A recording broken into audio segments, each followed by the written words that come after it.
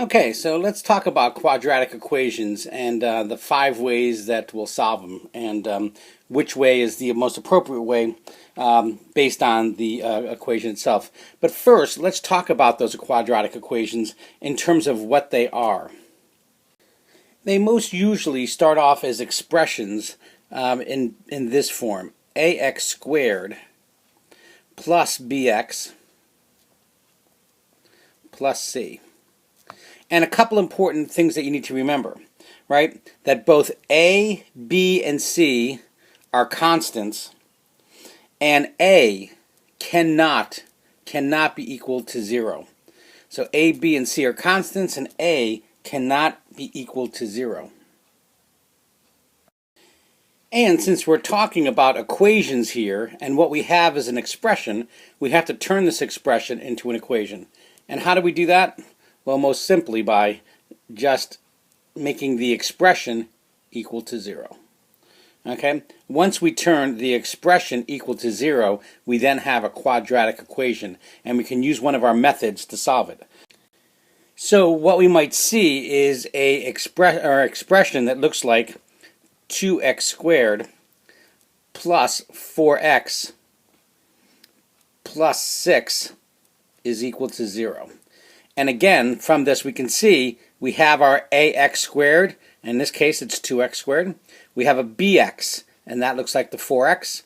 The c represents, or the 6 represents the c, and both of these expressions have been set to equal to 0, making them a quadratic equations. So now let's move forward and take a look at the various methods we could use to solve a quadratic equation. Of course, one method would be to use the graphing calculator. However, although one of the 5 possible options, since it's really nothing more than a presentation of punching numbers in a computer and getting a wiggly line, we're not going to discuss that here. However, if you look into a previous video that we've made, you can see how to use the graphing calculator. So let's move on from this to the second method. The next method is to use factoring, or to factor the quadratic equation. That's when you have, as you might remember, when you have the factors of the c whose sum is equal to b. And we're going to show you a couple examples of that in a minute. The next would be to use the square root method, and the square root method is most often used when there's no middle factor, when there's no b factor. You have an a, no b, and a c is equal to 0. And that's when this becomes most appropriate. And next is the completing the square. Completing the square, not hard, number of steps, 8 or 9 different steps, and is used most when the leading coefficient, the a value, is a 1. It can't be done unless it's a 1. But when it is, sometimes you can complete the square and get right to the answer. Finally, we have the quadratic formula. This one here is it's a formula. You have to memorize the formula. You can use it when all else fails. It always works. Certainly we get the same answer as a graphing calculator, factoring, the square root method, or completing the square. And when all else fails, you can use the quadratic formula. A little lengthy, and so sometimes these other shortcuts work better, but certainly a guaranteed answer when you use it. So we'll take a look at that and do a couple examples as well. So the first one we're going to do is solve by factoring. And let's get ourselves an example here. Let's say we have x squared plus 5x plus 6 is equal to 0. And of course the first thing we're looking at, it's in the appropriate quadratic form. So we know that indeed we can use one of our methods, and we're going to try the factoring method for this one. All we're going to do to solve for this is we're going to set ourselves up a pair of binomials, and we're going to recognize the factors we're going to need to get x squared. What do we have to multiply together to get x squared? And that's simple enough. That's going to be just x and x. And then the next method, in terms of factoring, what we're looking for are 2 factors of 6 whose sum is 5.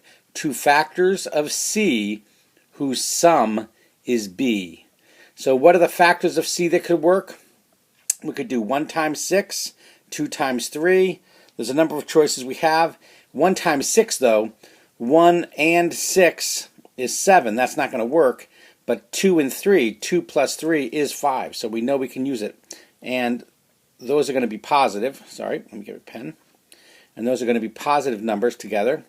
And their sum, 2 plus 3, is equal to 5. So then what we do is we separate these and set them both equal to 0.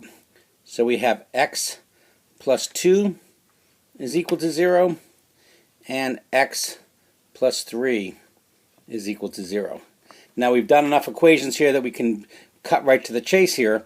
And in this first one, right, we're going to move 2 to the other side, and we're just going to end up with x is equal to negative 2, and on the other side, x is equal to negative 3. If you don't understand the process of solving equations or need a fundamental review, go back to an earlier video and we can help you out with that. So there is our answer. In solving by factoring, we have x is equal to negative 2 and x is equal to negative 3. And just as a quick review, what we did is we decided we would try to solve by factoring because we knew we had 2 factors of c, 2 factors of 6 that added together whose sum was b, or whose sum was 5. And those factors were 2 plus 3 was 5. Put them into separate binomials, made them both equal to 0, and solved them. Solving by factoring. All right, good. If you need more examples, go back to your website and look for the worksheets that are there. If not, let's move on. So next we have solving by using the square root method. And that's when there's no b value, no middle term in our quadratic equation. So we might have something that looks like x squared minus 4 is equal to 0. And when that's the case, it's pretty simple. All we really need to do is solve our equation as best we can. X squared, moving the negative 4 over, making it positive 4, right? And then squaring both sides of this equation. Squaring both sides of this equation to get rid of the x squared. It's a familiar pattern or process for most of you in algebra. And when that happens, when you square a squared term, all you're ending up with at the end is just the term itself. And then, of course, the square root of 4 is 2. But since it's the square root of 2, and positive 2 times positive 2 could be equal to 4, and negative 2 plus times negative 2 could be equal to 4, it's important to recognize that this is plus or minus. So our answer here, the answer we're looking for in this case, using this method, right, is going to be x is equal to plus or minus 2. Another quick example of that would be in a method that does not use a perfect square like we did with 4, right, would be if we had x squared minus 15 equals 0. And we could say then, we know we go right to x squared is equal to 15. And then we could square both sides.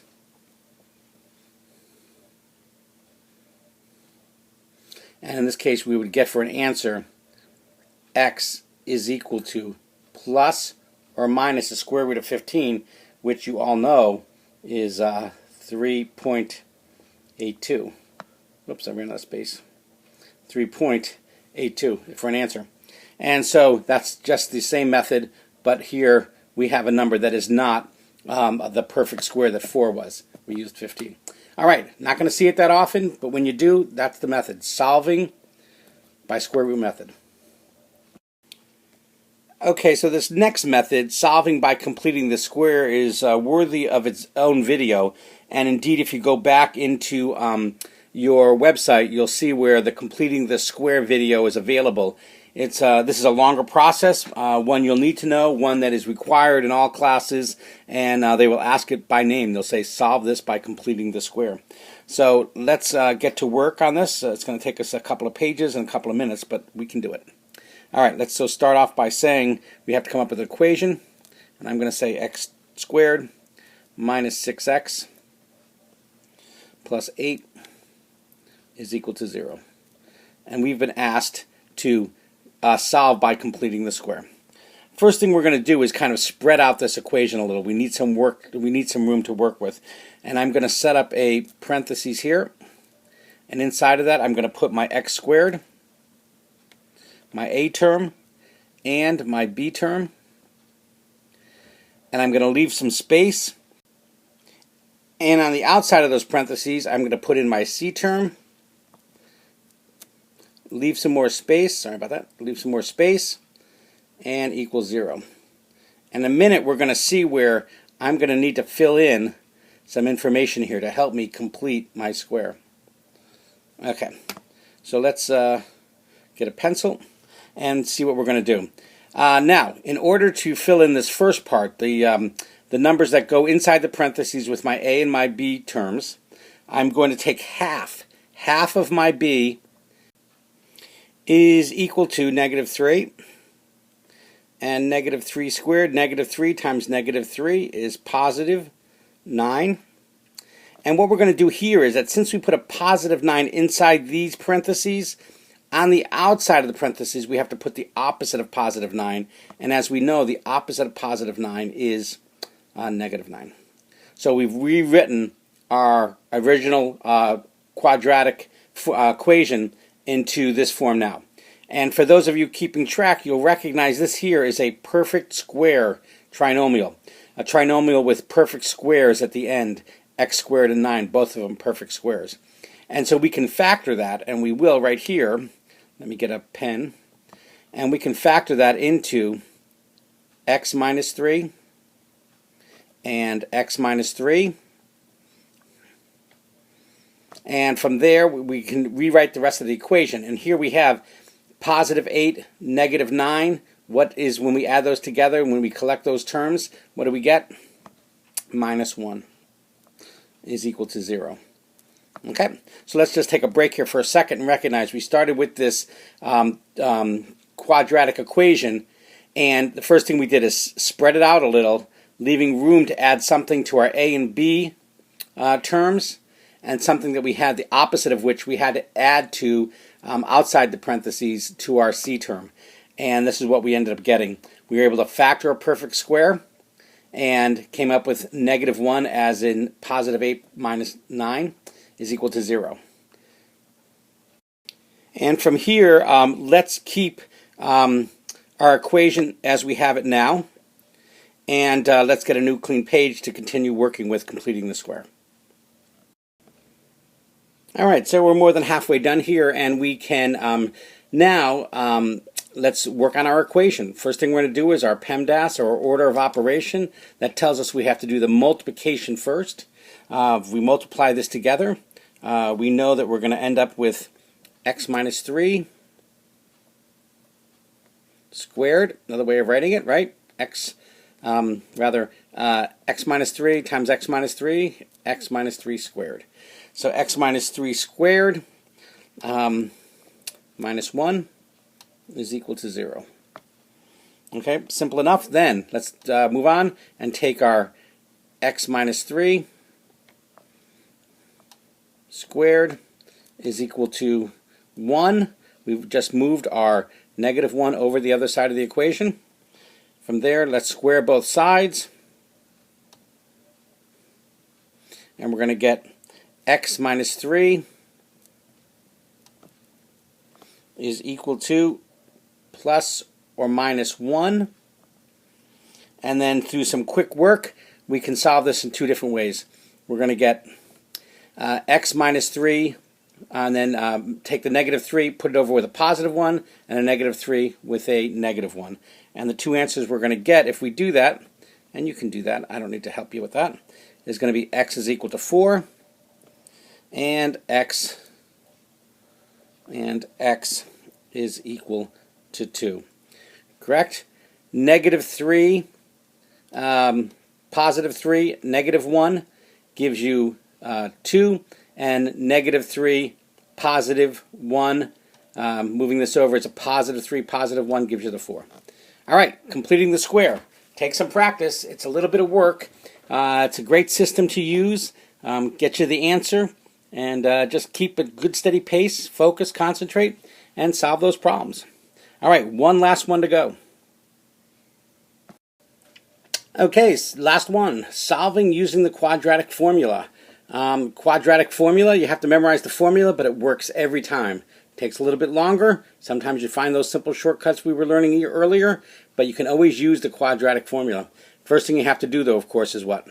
Yes, memorize the quadratic formula. X is equal to what? You should know this by now. X is equal to negative b plus or minus the square root of what? The square root of b squared minus 4ac. And are we done? Well, of course not, because the whole part of that equation so far is all over 2a. All right, so if we had an example that said x squared was equal to 2x minus 8 was equal to 0, we would have to take the a, the b, and the c terms and place them into this quadratic equation. So let's rewrite it while we get a chance. Okay, first thing we're going to do is we're going to look at and see that we're going to take the opposite of b. b is 2, so we're going to have negative 2 plus or minus b squared, 2 squared, minus 4. What is a? A is a 1 in this case. And what is c? C is a negative 8. Negative 8. And again, this whole thing is going to be all over 2 times what? 2 times 1. Okay? And let's see if we can get a little more of this equation written out on our on this slide before we have to change over. What do we get? We get negative 2 plus or minus, and 2 squared is 4. And what do we get when we have negative 4 times 1 times negative 8?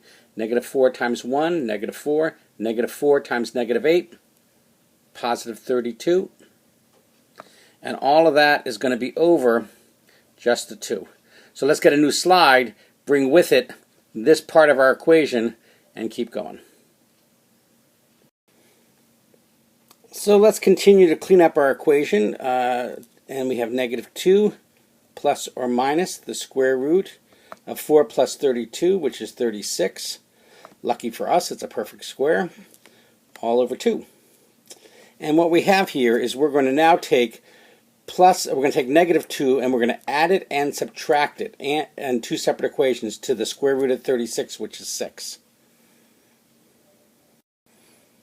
And what we get is negative 2 plus 6 all over 2, and negative 2 minus 6 all over 2. And so what do we get when we have negative 2 plus 6? Negative 2 plus 6 is 4. 4 divided by 2 is 2. So in this case here we get x is equal to 2. And look on the other side. Negative 2 plus negative 6. For many of you, you'll see this as negative 2 plus negative 6 is negative 8 divided by 2. And what do you get for that? You get x is equal to negative 4. And those there are your two terms for which are the answer to this using the quadratic formula. X is equal to 2 and x is equal to negative 4. Okay, now I will say that many times we're not going to end up with the perfect square we ended up with here, and that these numbers are going to be fractional numbers or decimals, and you'll have to deal with them. But I thought I'd start off with just a simple explanation of the process the form takes, or the rhythm the form takes, to get from where we were to the answers we need. So using this quadratic formula, this is how you do it.